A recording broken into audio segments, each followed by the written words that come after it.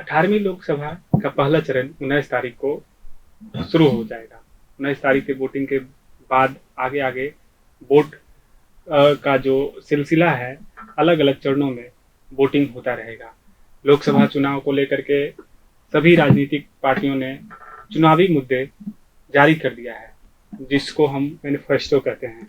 और इस संबंध में हमारे साथ लोकसभा चुनाव में युवाओं के क्या क्या मुद्दे होने चाहिए, इसको लेकर के बात करने के लिए हमारे साथ स्टूडियो में अखिल भारतीय विद्यार्थी परिषद के पटना विभाग संयोजक रोशन शर्मा जी हैं और पटना विश्वविद्यालय में काफ़ी सक्रिय रहे हैं। उन्होंने पीयू छात्र संघ का चुनाव भी लड़ा है।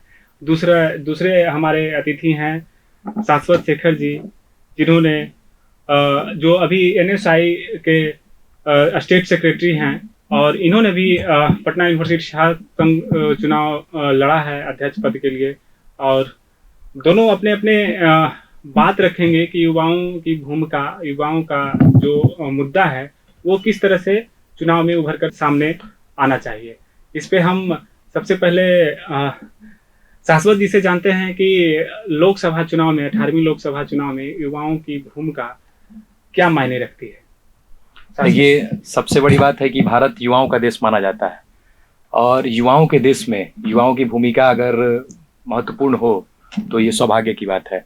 जिस तरह से विगत 10 वर्षों में मैं निगेटिव एस्पेक्ट जो है वर्तमान सरकार का, और चुनाव जो होता है एक तरह का समझिए कि वो परीक्षा का घड़ी होता है किसी भी पार्टी के लिए, और कोई व्यक्ति पार्टी अपना मैनिफेस्टो के थ्रू और अपने योजना के थ्रू, अपने एजेंडा के थ्रू जनता के बीच में जाती है कि आगे 5 साल हम क्या करने जा रहे हैं। तो स्पष्ट रूप से है कि जिस तरह से पिछले 10 सालों में वर्तमान सरकार, भाजपा की जो सरकार रही है, युवाओं के साथ जिस तरह से उन्होंने छलावा किया है। सबसे बड़ी बात है कि 2014 के जो चुनाव में उन्होंने कहा था कि पर ईयर हम लोग 2 करोड़ रोजगार देंगे। तो अगर पर ईयर के हिसाब से अगर हम लोग 10 साल का कैलकुलेशन करते हैं तो 20 करोड़ रोजगार हुआ 10 सालों में। तो आपके हमारे सामने आप लोग भी डाटा वाइज आप लोग देखते होंगे क्या स्थिति है। तो 10 करोड़ का छोड़िए, 20 करोड़ का छोड़िए, उन्होंने मुझे लगता है कि 10 लाख बेरोजगार उन्होंने नहीं उपलब्ध मुहैया कराया है। और मैं पटना में हूँ, पटना विश्वविद्यालय में मैं अध्ययन करता हूँ वर्तमान में, और पटना बिहार के छात्रों का एक विशेष हब माना जाता है। आप पटना के जहाँ स्टूडेंट रहते हैं, जैसे मुसल्लमपुर एक बहुत बड़ा हब हो गया, वहाँ आप जाइए, उन बच्चों के बीच में जाइए तो उन बच्चों के कंधों पे कितनी बड़ी जिम्मेदारी रहती है और कितने महत्वाकांक्षा के साथ और कितने ऊर्जा के साथ वो अपना दिनचर्या रेगुलर शुरू करते हैं। और सरकार एक झटके में कोई वैकेंसी ना लाके, और कोई वैकेंसी लाती भी है तो सरकार बच्चा जिस योजना से तैयारी करता है कि इस वैकेंसी में 10,000 सीटों पे ये होगा, चयन होने वाला होगा, तो उसको 2,000, 1,000 ऐसे करके बच्चों के साथ मजाक किया जाता है, उनके करियर के साथ मजाक किया जाता है। तो ये चुनाव जो है युवाओं का ही चुनाव है, और भारत की आबादी जो है लगभग 70-80% भारत में युवा है। तो युवा अगर इसमें अपना लायबिलिटी समझे, वोट देने का जो क्राइटेरिया क्या होना चाहिए, क्योंकि सबसे बड़ी बात है कि जनप्रतिनिधि जो होते हैं वो हमारे लिए वहाँ जहाँ भी बैठते हैं, सदन में जाके बैठते हैं, वहाँ हमारे आवाज़ों को रखने वाले ये होते हैं, माध्यम होते हैं। तो अगर वो हमारे जो रिस्पॉन्सिबिलिटी है उसको पूरा नहीं करते हैं तो ये दुर्भाग्य का बात है, और हमको इस चीज़ को सोचना होगा। और युवा जब तक इसमें सक्रियता से अपना भूमिका नहीं निभाएंगे तो लोकतंत्र का जो ये होता है, मीन्स होता है, उसको हम लोग हासिल नहीं कर सकते हैं। हम आइए जानते हैं रोशन जी से कि जो लोकसभा चुनाव में है उसमें छात्रों की भूमिका क्या है। जैसा कि हमारे मित्र ने कहा कि युवाओं की भूमिका देश के उन्नति में बहुत महत्वपूर्ण भूमिका है, तो सही कहा गया है कि जिस ओर जमानी चलता है उस ओर जमाना चलता है। तो कहने का मतलब ये है कि 2014 और 2024 इस 10 साल में मुख्य रूप से अगर बात किया जाए, युवाओं की बात की जाए, तो क्या युवा को स्वास्थ्य और शिक्षा जरूरी नहीं है?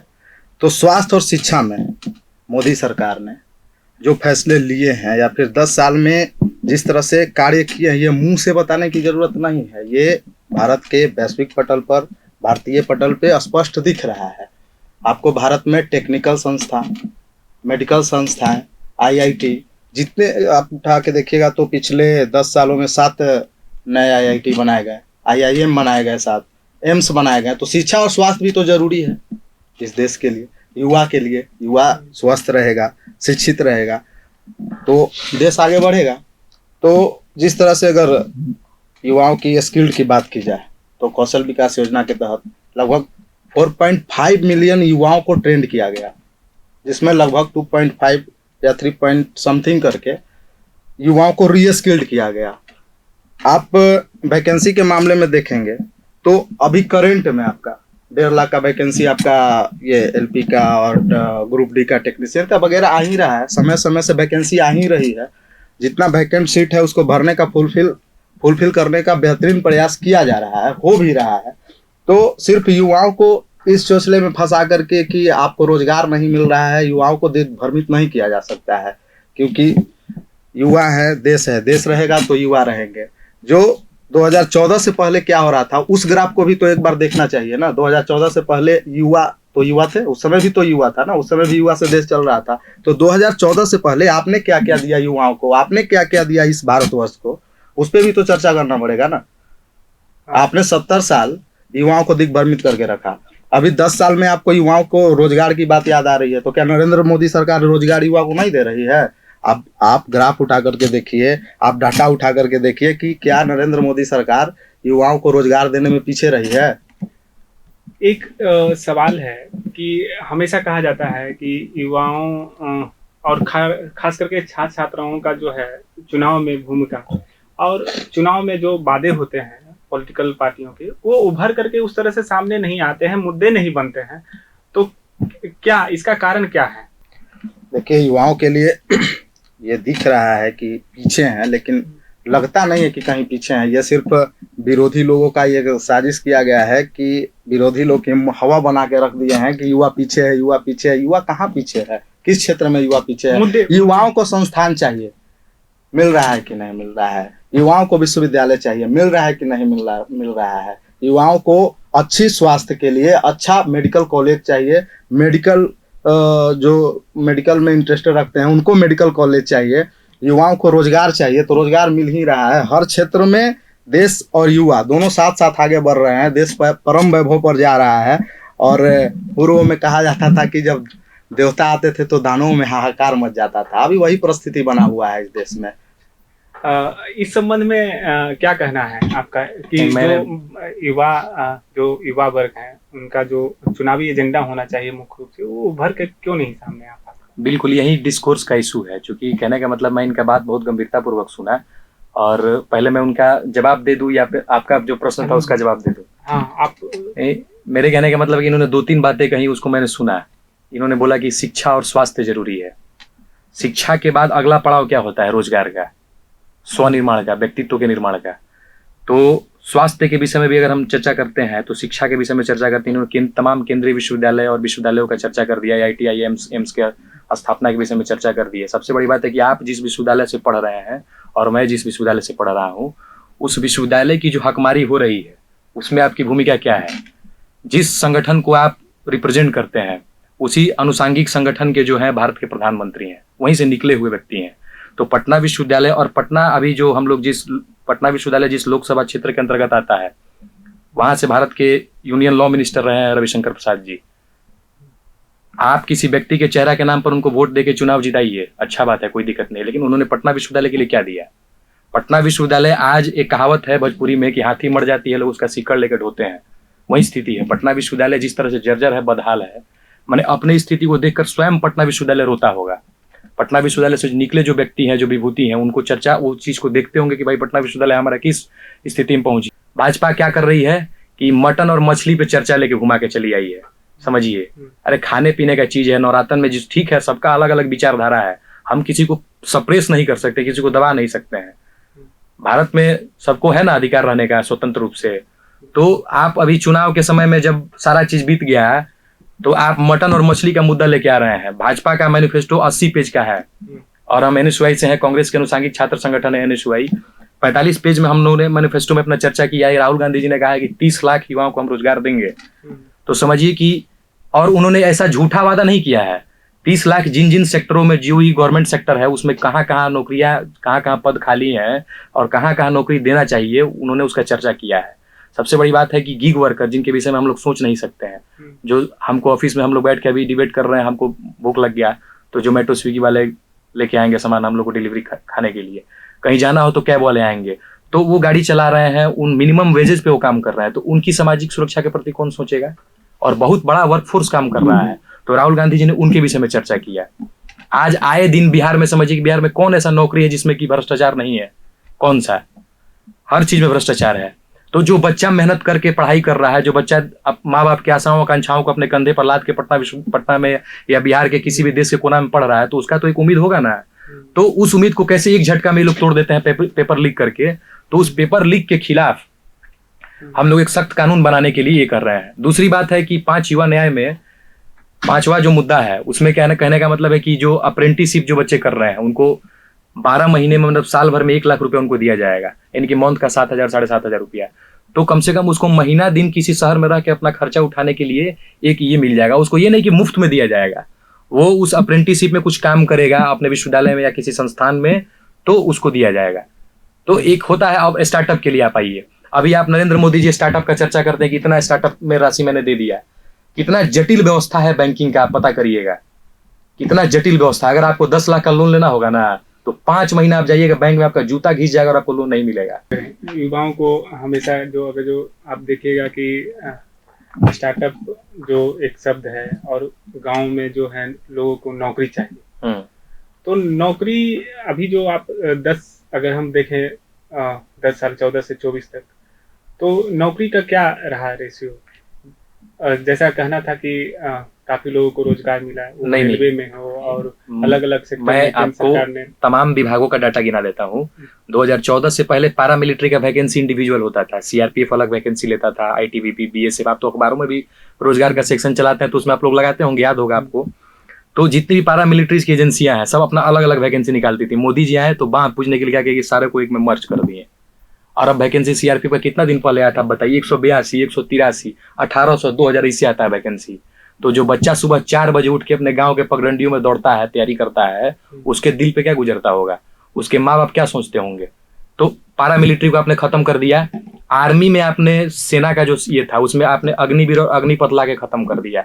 उसमें 4 साल जो बच्चा अत्याधुनिक हथियारों का ट्रेनिंग लेगा, 25% बच्चों को आप अस्थायी कमीशन दे दीजिएगा, 75% को छाट दीजिएगा, तो आपको क्या लगता है कि समाज में हुआ क्या? समाज का अपराधीकरण नहीं करेगा? निश्चित रूप से करेगा। अगर 75% बच्चा में अगर 4 बच्चा भी उधर से छटक के निकल गया, तो अत्याधुनिक हथियारों के साथ वो ट्रेंड होके आएगा और समाज में गलत कुकृत्य करेगा। तो ये एक जो क्या आप मैसेज लेके जा रहे हैं, और देश का सेना किस तरह से उसमें कमजोर होगा। आईबीपीएस का आप चर्चा कीजिए, बैंकिंग का। आईबीपीएस 2014 से पहले 20-20 हजार 25-25 हजार पदों पर भर्ती निकालता था, उसको आपने खत्म कर दिया। रेलवे में अभी हाल फिलहाल एलपी का चर्चा किए हम लोग। असिस्टेंट लोको पायलट का कितना वैकेंसी आया था? लगभग हमको लगता है कि 5000 या 5500 के आसपास वैकेंसी आया था। और कितने दिनों के बाद आया? 6 साल के बाद। समझिए कि जो बच्चा तैयारी करना शुरू किया आज 2022 में और वैकेंसी आता है 2028 में, तो बहुत सारे बच्चों का तो 2023 या 24 में उनका उम्र खत्म हो गया। तो उनके ऊपर क्या बीता होगा। तो किस तरीके से इन्होंने चुन चुन के सरकारी सेक्टर्स जो है, जहां गवर्नमेंट जॉब का एक ये होता था, जहां एक सिक्योरिटी माना जाता था कि भाई बच्चा का नौकरी सरकारी हो गया तो सिक्योर हो गया लाइफ।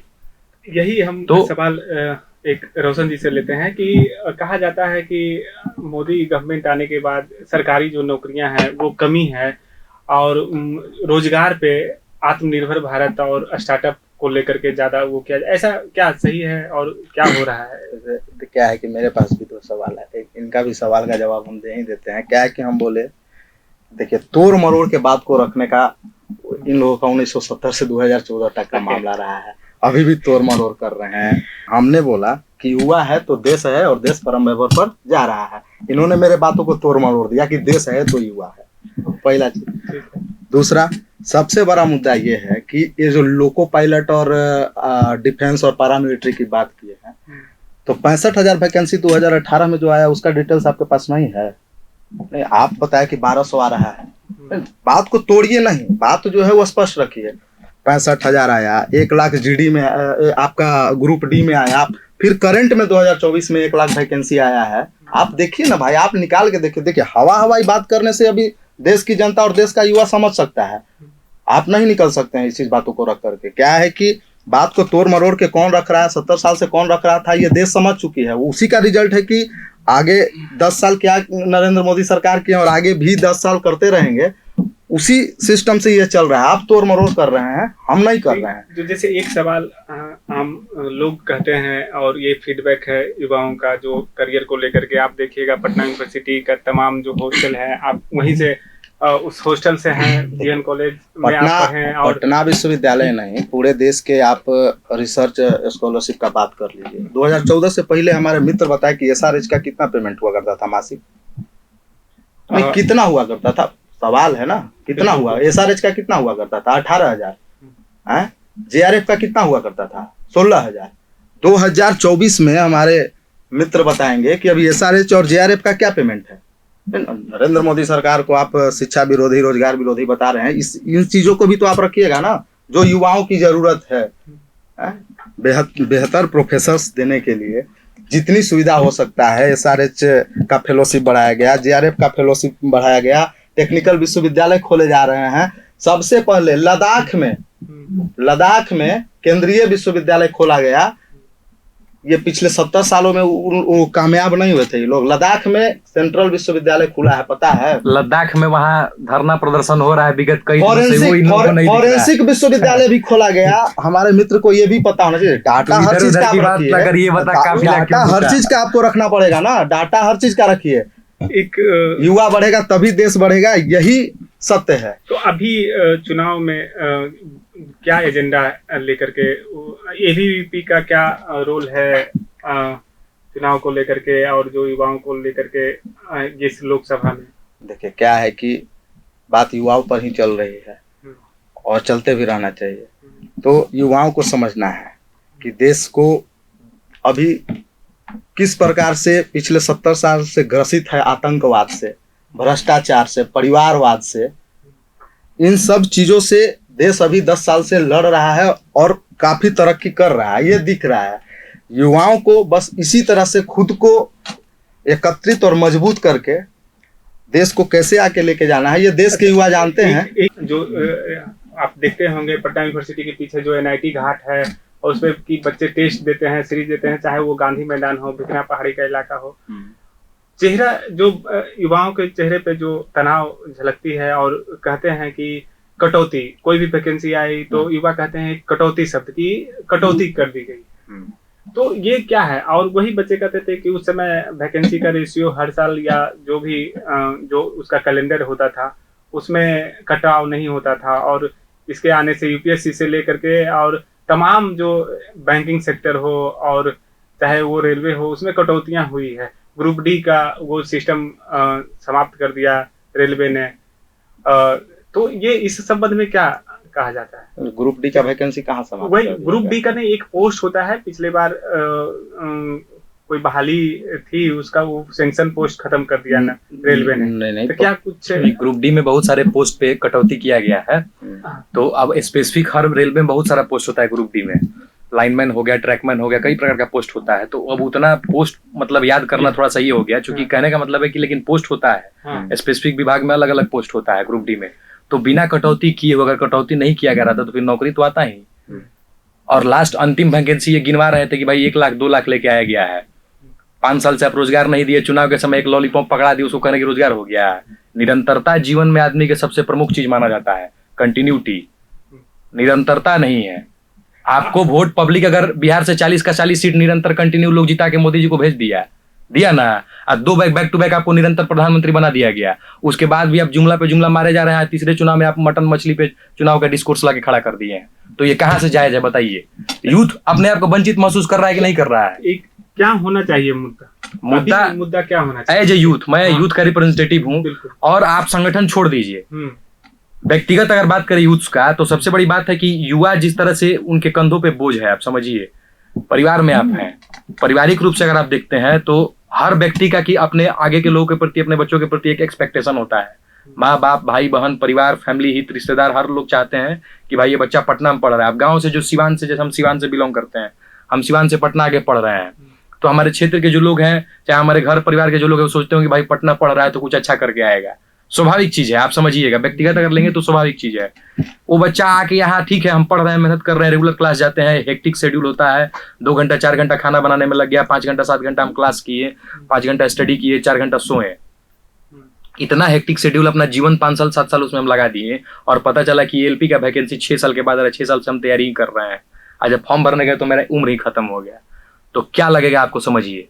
झटका लगेगा, आपके सामने कोई ऑप्शन नहीं रहेगा। हम तो केवल रेलवे के लिए अपना स्पेसिफिक तैयारी कर रहे हैं, विशेषकर रेलवे के लिए।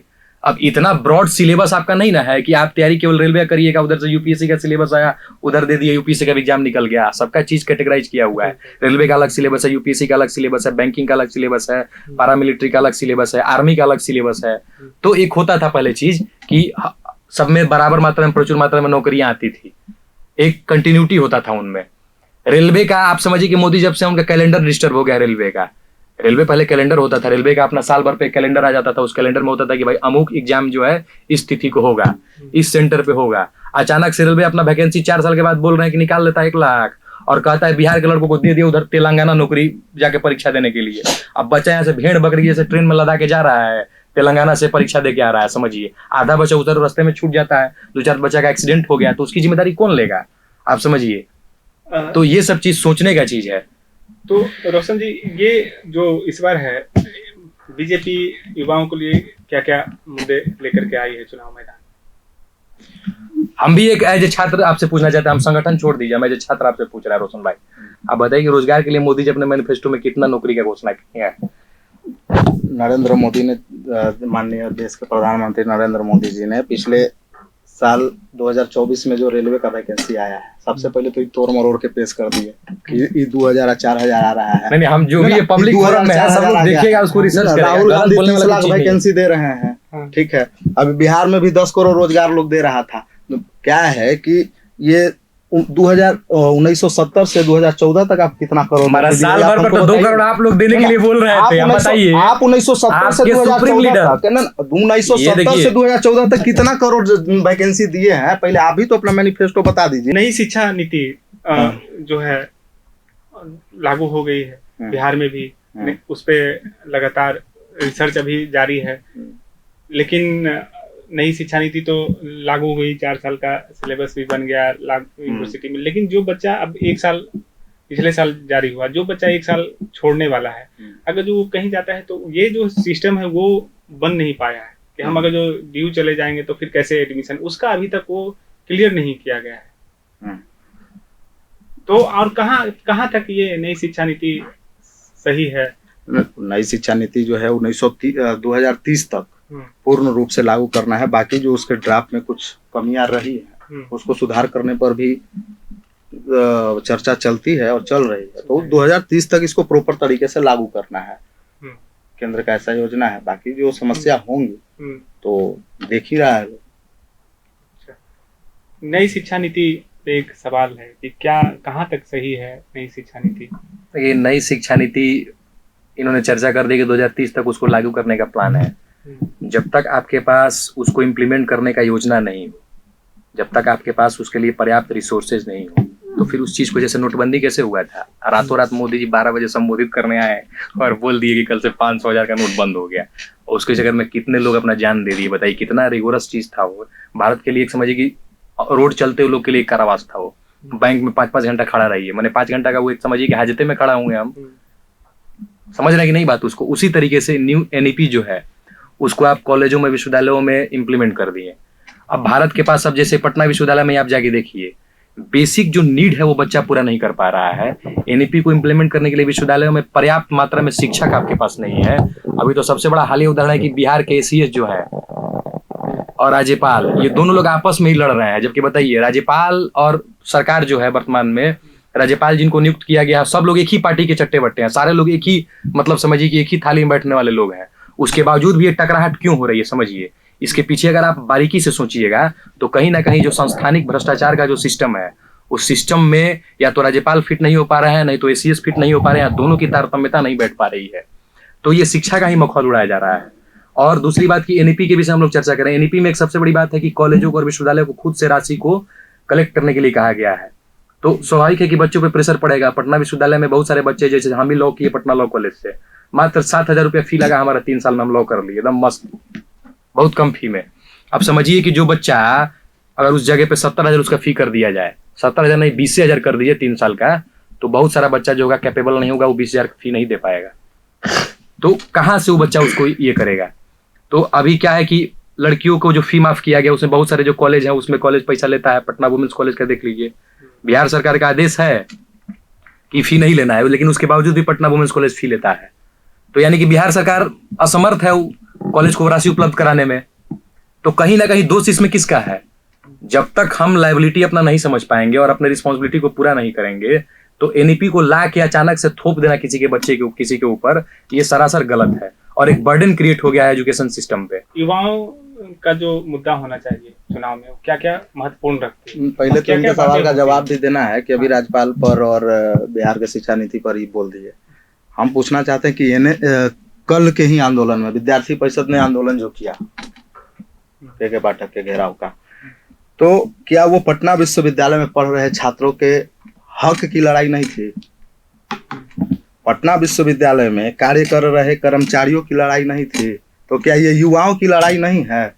हम पूछते हैं NSUI कितने दिन पटना विश्वविद्यालय के ड्राफ्ट और पटना विश्वविद्यालय के जो आपका सिस्टम अभी चल रहा है, पटना विश्वविद्यालय में जिस तरह से प्रोफेसर्स की बहाली नहीं हुई है, जैसा कि आप ही कह रहे हैं, पटना विश्वविद्यालय में जो व्यवस्थाएं होनी चाहिए, जो क्राइटेरिया फुलफिल होना चाहिए, उसके लिए कोई जिम्मेदारी नहीं ले रहा है। तो क्या NSUI कितना दिन उतरी है पटना विश्वविद्यालय की इन सब कार्यों को लेकर के?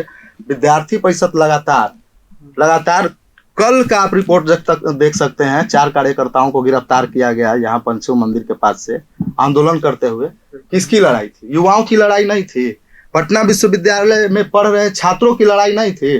पटना विमेंस कॉलेज की जो ये बात की है, पटना विमेंस कॉलेज में 33,000 में पॉलिटिकल साइंस का 1 साल का या फिर जो रेगुलर कोर्स है उसका 1 साल का या सेमेस्टर वाइज जब बांट दिया गया है तो 17,000 समथिंग फी आता है। ठीक है, तो उसके लिए विद्यार्थी परिषद लड़ रही है। NSUI कहाँ लड़ रही है? पिछले 3 सालों में आप एक भी आंदोलन पटना विश्वविद्यालय में दिखा दीजिए। आप मुद्दा बता रहे हैं। पाठक किस सरकार के प्रिंसिपल सेक्रेटरी हैं?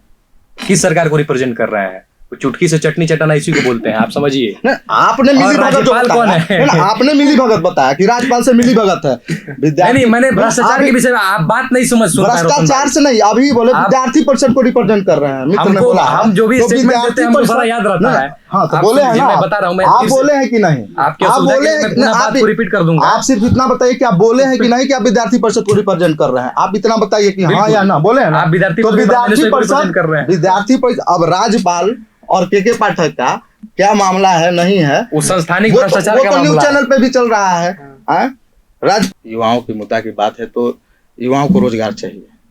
ठीक, सरकार किसी की भी हो, युवाओं को रोजगार चाहिए। जो रोजगार देगा युवाओं को, युवा उसके समर्थन में रहेगा। ठीक है, अब युवाओं के लिए रोजगार का विषय हो गया, देश में स्वास्थ्य का विषय हो गया, शिक्षा का विषय हो गया। ये भी युवाओं के लिए ही जरूरी है। शिक्षा बेहतरीन किया जाए, रोजगार दिया जाए, ये युवाओं से जुड़ी बात हो गई। अब राष्ट्र हित में बात किया जाए तो आतंकवाद का भी युवा समझ रहा है, मुद्दा ये भी होना चाहिए। आतंकवाद भी जरूरी है। सशक्तिकरण का बात होना चाहिए। ठीक है, किसान की बात होना चाहिए देश में। इन सब मुद्दाओं पे वोट करेगा युवा। आज हमारे साथ चर्चा करने के लिए 2 युवा साथी मौजूद थे। NSUI से शाश्वत जी थे और ABP से रोशन जी थे। दोनों का बहुत बहुत प्रभात खबर डिजिटल में धन्यवाद। इन्होंने अपनी बातों को रखा और युवाओं की भूमिका को लेकर के बातें रखी कि 18वीं लोकसभा में क्या होना चाहिए। जो सबसे उभर करके आए कि रोजगार, करियर बहुत जरूरी है, नौकरी मिलना चाहिए युवाओं को। इसको लेकर के कोई भी सरकार हो वो उसको ध्यान देना चाहिए। प्रभातखबर.com, विश्वास वही, रफ्तार नहीं।